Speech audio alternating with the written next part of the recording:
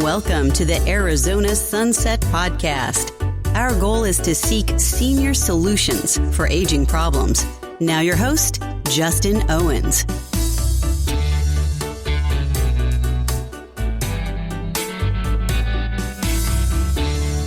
On this week's episode of the Arizona Sunset Podcast, we are talking with Tyler Maxson, who is a clinical psychologist who deals with age-related disorders.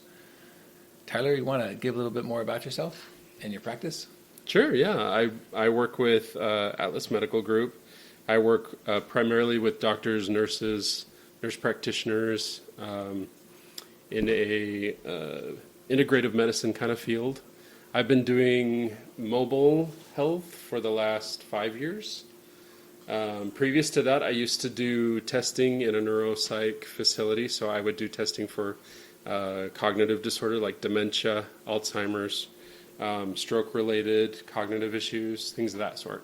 So I have a lot of background in it, but I'm not a neuropsychologist. Do you study gerontology? That's my new word for the day. Is that something that, you're more practical, clinical, not so much in the research end, right? Right. I'm a clinician, so I'm working with the patients. Okay.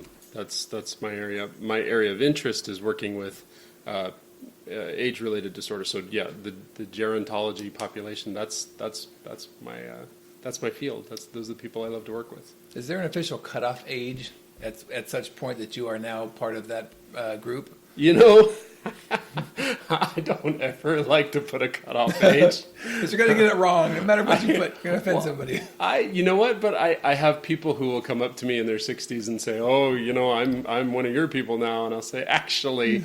The people I work with are usually in about their 80s. Okay. So that makes them feel better. But, you know, age-related disorder can hit at any time. Okay. You know, you have early onset dementia. I visit people who have, early onset dementia. That can strike, midlife, yeah. Midlife, 50s, so yeah, 40s, 50s. So there are people that I work with that have age-related disorder that are there just earlier than we like to think that they actually can start getting these disorders. Earlier than we want it to be. Anyway. Earlier than we want to do, clearly. Real quick, can we cover some basics on the difference between a psychologist and a therapist or a counselor? I am a clinical psychologist. I have a doctorate degree. A therapist or a counselor is going to be working primarily, it's in the title. So a therapist is doing one-on-one therapy. As a psychologist, really primarily I'm looking at diagnostics. I'm looking at evaluation and treatment of a diagnosis. So I'm coming in trying to look at what's the big picture here. What is the person suffering with? And then providing the appropriate care and treatment. Sometimes therapy is appropriate, and I can do that. Often what I'm doing is diagnosing and then providing the interventions, or at least working with the nurses or doctors or family members to find interventions that'll work with the person to provide the best quality of life. Okay. So it's a little different. So I've got my dog shaking over here, my son walking in over here. It's a family experience. And then the difference between psychology and psychiatry? Medicine. Basically, it's the medicine. Yeah, I don't prescribe. Okay. But because I work in an integrative environment, what I'm doing is helping doctors identify if the medication is necessary. I can't recommend drugs, and I certainly don't ever do that, but I will recommend if a person is in a state where they would need medication, and then help guide that process with their doctor. Obviously, a psychiatrist is specialized in actually prescribing the meds. Right. Okay. And I was looking at a research from the University of Michigan, and we know that as we age, dementia is more likely to hit us. And this study came up with 13.9% of the population over 71 has some sort of dementia, and it goes up to almost 40% when we hit 90 years or older. Is that something that bears out in your practice and the people you work with? You know, it's funny. I think about this all the time. Because I'm working in this field, my eyes are skewed. Yeah. I see it far more. What I love is to be a part of a healthy group of older individuals, to remind myself that actually normal aging process doesn't include dementia. Dementia is a disorder, and as such, the normal population of people aren't necessarily going to get dementia. But yes, it is more prevalent as you get older, and it can, rear its head. But there's also age-related cognitive decline. That's not necessarily dementia. So we do have to be specific there. And what does that look like, cognitive decline versus dementia? Well, you can have healthy individuals who will be forgetful, or we talk about the senior moment. What was I in the room for? That's very different. When we're looking at dementia, we're looking at several different fields, like orientation. We're looking at working memory, short-term memory. We're looking at visual spatial perception. We're looking at very different fields than just recall. But often that's the one that we think about. We think about, are you able to remember something? Well, recall is only one facet of diagnosing actual dementia. I have recall problems all the time. I forget so many people's names. I am the absolute worst at names. It doesn't necessarily mean I have dementia. Fair enough. That's very comforting. So you had mentioned that dementia is not part of the aging process. Have you, and I've read some articles, I wonder your thoughts or opinion on some of the links that they're finding to diet, to sugar, to a host of other things as leading to dementia. I think we're all looking for the needle in the haystack. We're all looking for that. We're all looking for this holy grail that's going to tell us what's doing it and why. And nutrition is such a wonderful part of helping a person cope with the symptoms. I'm sorry, my dog is over here having it. I don't know what's going on. I've seen how nutrition can change a person's behavior. I've seen how nutrition can help a person to become, to be able to cope through a lot of the symptoms with dementia.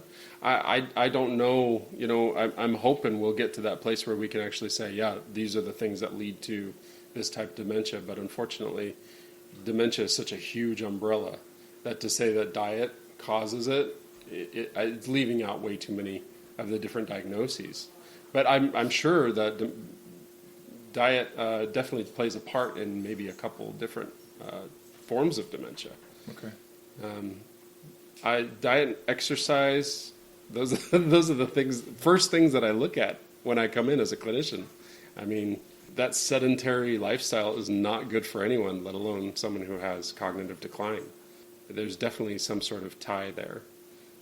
I don't know if that's what we'll ultimately find is why a person gets dementia. Obviously, there's hereditary reasons for certain types of dementia as well.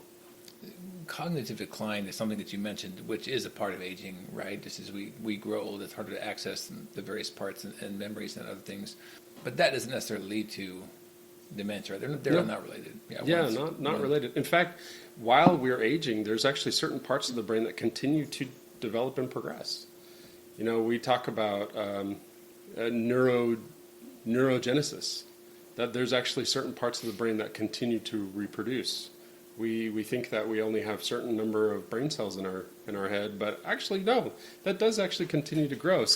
And you can develop new neural pathways. So is that further proof that the DARE program lied to us? I think the DARE program, might have. Oh shoot, am I going to get myself in trouble there? I don't know. I can edit it out. What is the desired outcome of treatment? A quality of life. It depends on what we're talking about. So if we're talking about different forms of dementia, I really like to see that a person has a quality of life and a dignity as they age and as they progress through the disorder. And that comes with educating the family through the process, that comes with educating caregivers, and as often as possible reminding the person who they are and allowing themselves to express that. That's where I think a person really is able to thrive in spite of the disorder. And when you have your sessions, do you most often meet with the person with the dementia or the age-related disorder, or are you meeting with the caregivers, the family? All of the above. All of the above. Yeah. Obviously, I'm doing an evaluation to treat, where I'm going to, do an evaluation with some sort of cognitive scale and some sort of objective, looking at mood, anxiety, things of that sort, and as much as possible getting history. But depending on how far they've progressed, I may have to talk to family. Power of attorney is probably in play at that point, so I'm going to be interviewing them. And a lot of the actual care for that patient will probably have to do a lot with consult. Working with the family, working with the care facility to provide the best kind of care for this person.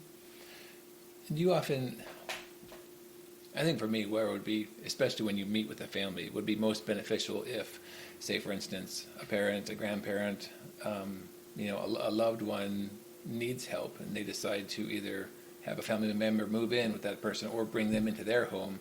So they're in home and they're dealing with the day-to-day struggles of caring for someone who may not remember them and may just struggle with life, and how taxing that could be. Is that something that you have seen those people benefit from talking with someone like you who has experience with that? Oh, yeah. Yeah, when you find yourself in a caregiver position, I think a lot of people don't realize just how taxing that relationship really is. No matter how much love is put into that, decision, it is a very taxing relationship. In fact, there's a lot of research on how caregivers, on caregiver mortality. Let's just go with a really bad one. You need to go in with your eyes open. You need to be able to take care of yourself through the process. And when you decide to take on the care of a loved one, that's a big role. So coming in contact with someone who can help you to decipher all the different things that are going on as far as the progress of dementia, how they present themselves, things that they're doing and things they're not doing, things they're remembering, things they're not remembering, and I'm just trying to be here to help. Yeah, having someone to process all that with, I think that's extremely beneficial.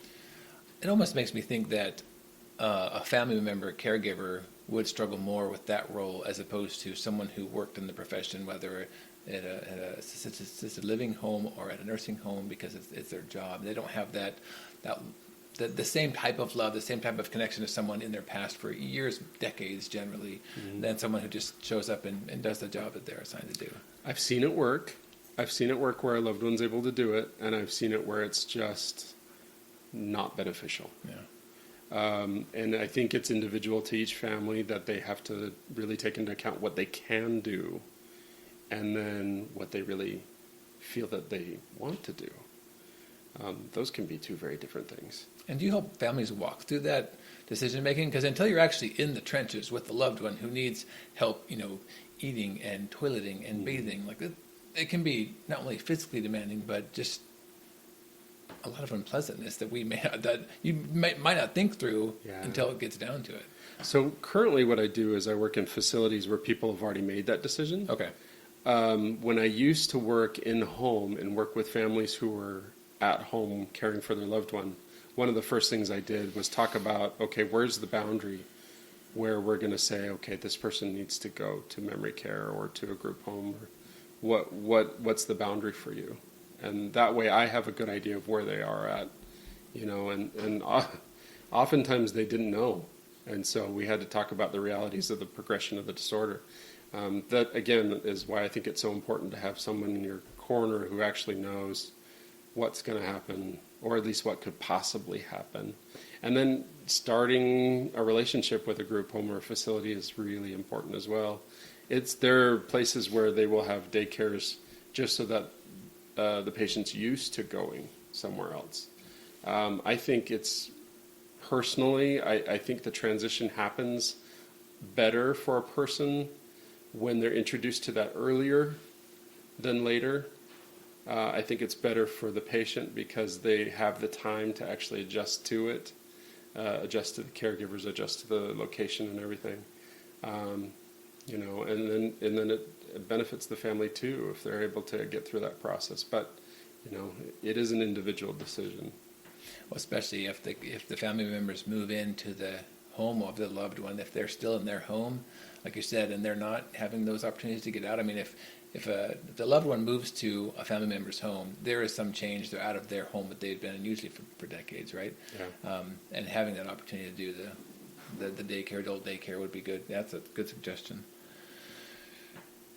Do you ever work with seniors, preparing them mentally, spiritually for death? Is that something you ever touch on? Yeah. I'm not a clergy. I don't do that kind of work, but I do come from a spiritual background myself, and so if a person is having some of those existential kind of thoughts, and we're getting into end of life care, I have worked with people who want to work on that kind of thing, and I find it extremely rewarding. Helping a person find meaning during those last stages of life, that's a beautiful experience. That's awesome. What signs should we be looking for with our older family members as far as dementia, like warning signs, or any other age-related disorders? Are there things that we can be looking for when we would need to consider bringing in someone like yourself? I would say don't ignore the little flag that popped up in the back of your head. So many times I talk to these relatives of patients who will say, I kind of had this feeling a few years ago, but we just didn't want to think about it. And you don't want to have to think about it. But the earlier you start handling it, the earlier that patient has to begin to adjust to it. And if we don't feel like it's taboo, if we don't treat it like it's the big, bad, horrible, then they don't feel like a burden. They don't feel like the big, bad, horrible. That I think is what's really important. The emotion we carry into the room with this patient, with our relative, with our loved one, they're going to mirror that. I think that's one of the things that I've found to be most comforting while doing this work. I don't have to know any of these patients. If I walk in with all the love that I have for them, they don't have to know who I am either. Yeah. They'll feel that. So if we're approaching our loved one with, oh my gosh, they have this horrible thing and I don't want to treat it and I don't want to deal with it, and you're walking in with all that emotion into the room, and they're going to mirror it. And they're either going to hide the cognitive problem, or they're going to become anxious themselves, or worse, they may become paranoid. And we really do. I think it's important to look at it early. Don't ignore those instincts that you have. Your loved one. If something's wrong, you know it. The little things that they forget, that they never forget, the details in the stories. Getting lost, not remembering how something works, what it's called, and they've never had this problem before. Yeah, get someone in there. Get someone in, and remember, there's so many different forms of dementia. Many of them hereditary. If it's in your family, don't ignore the signs. If it's not in your family and you have that little hair sticking up the back of your neck, make an appointment. And you mentioned earlier that you're a mobile service, right? Mm-hmm. You go out and meet with people wherever they're at. How does a session work? You kind of hinted at this a little bit, but like you're just a generic rough session. How would that work? You said you meet with the senior, the elder client. I don't know what you call them. Yeah. Well, because I'm in an integrative medical, I work with a particular group. I work with the Atlas group, and so the practitioner will refer me in. Usually they'll have contacted the family and let them know that I'm going. Then what I try to do, first of all, is meet with the nurse at the facility and get a good feel for how things are going. And then I sit down with the patient by themselves. And I do an assessment, a brief screen of cognitive skills. I look at different, areas. I look at orientation and working memory and recall, language skills and visual perceptual skills. And then I'll ask them about mood symptoms. Depression really correlates a lot with cognitive decline. Mostly, with people who have a little insight, oh, this is happening to me. It's going to affect them. They're going to have depressive symptoms. They're going to be, and there probably is a lot of anxiety. They're terrified. So I measure both of these. Okay. And then I'll interview and then see how much history I can get from them. And I love the history part. I love gathering social history and finding out who they are, and the fun stories that come out. That's the part that I love the most. And what's funny is, so that's my initial. So that's what I'm doing initially, and then I'm asking them, what is your primary concern? And then I go back to the family, what's your primary concern? And then we put together some sort of treatment plan. But when I come to visit the patients, a lot of times the intervention is reminiscence. They should be doing this anyway. Yeah. They should be reviewing their life and telling the stories and having it, heard by someone. They need a witness to their life. That's what they're supposed to be doing. And so you see a lot of times the depression that came with this, big, bad, ugly that we're dealing with gets resolved just by someone sitting with them, talking with them, reviewing, doing that thing that they're supposed to be doing at this time in life. I tell family all the time, bring your photo album, sit down and wait for the stories, because that's what they're supposed to be doing, and that's what they want to do. How do patients typically pay for services? Is it insurance? Is it Medicare? Is it everything that we do is Medicare related? Yeah. Okay. How do you get the referral in? Is it? It's through the medical company. Okay. But there are lots of people that do this. There are lots of different services out there. Private pay practitioners, private insurance practitioners. There's actually more services out there than you realize. I'm finding that out. There's the field, we are out there, but there is still a lack of practitioners. We could use a heck of a lot more. Okay. Is there a limit to the number of sessions under Medicare, or do you know?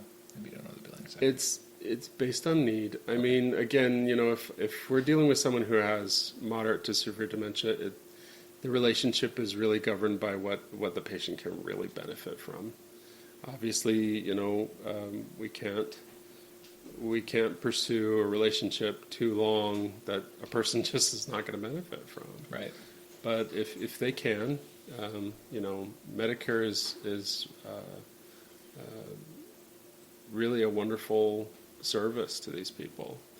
And then there are other services out there. So if a person can't get the kind of psychological treatment that a family thinks they need, there are other ways to get that, So we have people in the field at lots of different levels: social work, psychology, psychiatry.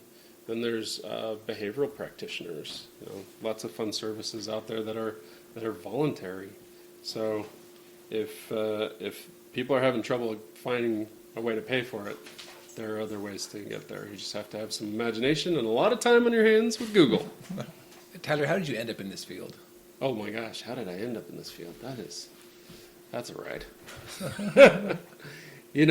I always knew I was going to be a psychologist. I didn't know what a psychologist was, but I always knew I was going to be one. And then when I found out what one was, I tried everything else first. I studied everything else first, and then really just threw myself into it. And then once I found this area of the field, clinical psychology, and then working with older folks in age-related disorder, I fell in love.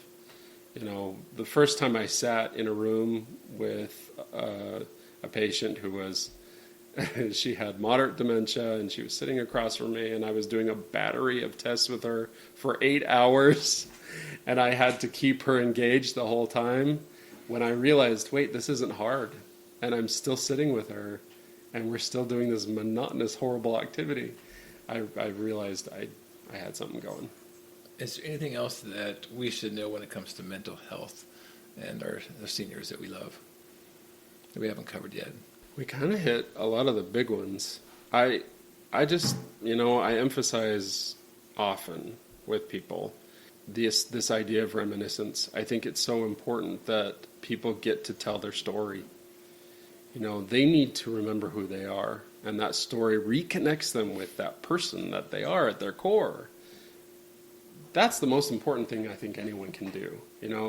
All these people who carry this guilt around them, I wish I could do more, I wish I could solve this, but they don't need you to solve the problem. We're not going to solve the problem of end of life, so why are we carrying the guilt that they're going through the process of getting to the end of their life? Let's just allow them to feel the dignity of who they are. That is an intervention. Sit down with that photo album, let them tell you their story. That is probably the most important work a relative or someone can do. let that person tell you their story. Let them feel who they are again, and just watch what it does to them. That's my favorite. There's magic in that. That sounds like a very special experience to be there for that. I think we all would have that opportunity if we take that time to reminisce and talk to our parents, our grandparents, our loved ones who are at that point in life. So you mentioned Atlas a couple of times. What's the best way for people to get a hold of you? Or to schedule or... Yeah, well, Atlas, unfortunately, I'm only contracted with Atlas Medical, so the primary practitioners have to be contacted for me to be able to work with anyone. But Atlas Medical, we're in several different facilities and group homes. I guess you just have to ask for Atlas. And they're here in mainly the Mesa area, East Valley, or where they practice? They cover everywhere. We cover all the East Valley. Okay. Yeah. All right. I've got one final question. Now this is in reference to the movie The Notebook. Mm-hmm. If Noah and whatever the girl's name is, Oh dear. But anyway, if they had a clinical psychologist who focused on age-related disorders, Okay. if they had one, Yeah. would the movie be as sad? Would the movie be as sad? Oh yeah, Because I think everything you talked about, as far as reminiscing, give them that dignity and that opportunity to be alive. I think Noah specifically struggled, and we as an audience may have cried seeing him lose his wife each time that she goes away. I think that was they had this great story, but then he was unable to enjoy that to the end, basically. Yeah. I wonder if he could have benefited from your services. I think Noah. Okay, so these fictional characters from a movie that I did see once. I don't know if I should admit to that right now, but I did see that. Now, I saw it before I was in grad school, but as I recall, he wrote a book about her life, and then as she's reading it, the movie kind of plays, and then at the very end, she remembers him because the story ended. Right. Okay. That's it. So there's a very romanticized idea of how the reminiscence therapy works. However, I will say that that idea of reviewing life with someone is a very powerful intervention. I hesitate to say that someone with severe dementia would just wake up because someone read their story to them. However, I think that little intervention there is what I'm talking about. It's a beautiful thing to sit down with someone and review their life with them. But I don't... Is that something you have not seen then, waking up, coming back to, in your practice, where people would be, in a distant place, and then all of a sudden they're full faculties, ready to have a conversation? There are forms of dementia where there's a fluctuating of functionality, where they will be disoriented, not remember certain things one time a day, and then another time a day they're high functioning and doing well and conversing. That's not all dementia. Okay. We're talking about a more global dementia like Alzheimer's. You're not likely to see that kind of fluctuation in functioning. However, there are others like a Parkinsonian type, there's several. Mm-hmm. So, but do you see that kind of on-off switch? I haven't seen that. Okay. Yeah.